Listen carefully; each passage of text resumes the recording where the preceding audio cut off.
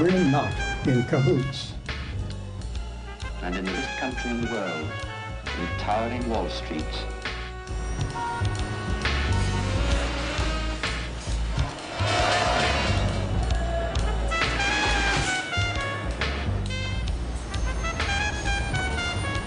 John Hess was a 12-year-old living in New York when Wall Street crashed in 1929. Today he works as a broadcaster and is still haunted by the memory of what followed in the wake of the crash. They'll be telling us they tried to do something about the cost of medicine, the way they tried to do something about the cost of medical care. I grew up as a child in modest circumstances in what were known as the Roaring Twenties. That was the epoch of the flappers, the Charleston.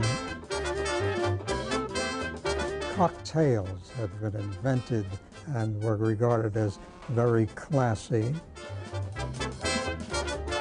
At that time, I recall delivering flowers, and I did glimpse the rich briefly. They were the ones who did not tip. People were supposed to have become very, very rich.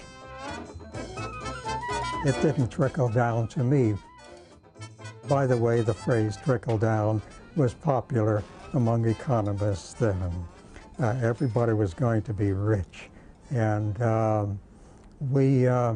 until one day they began to reassure us on the radio and tell us that, well, there had been a bump in the road.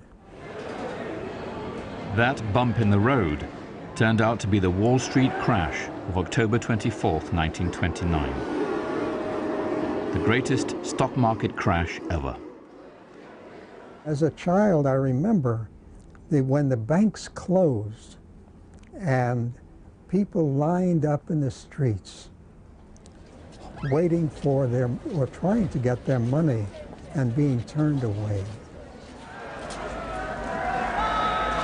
There was a great boiling debate. There were hearings in Congress.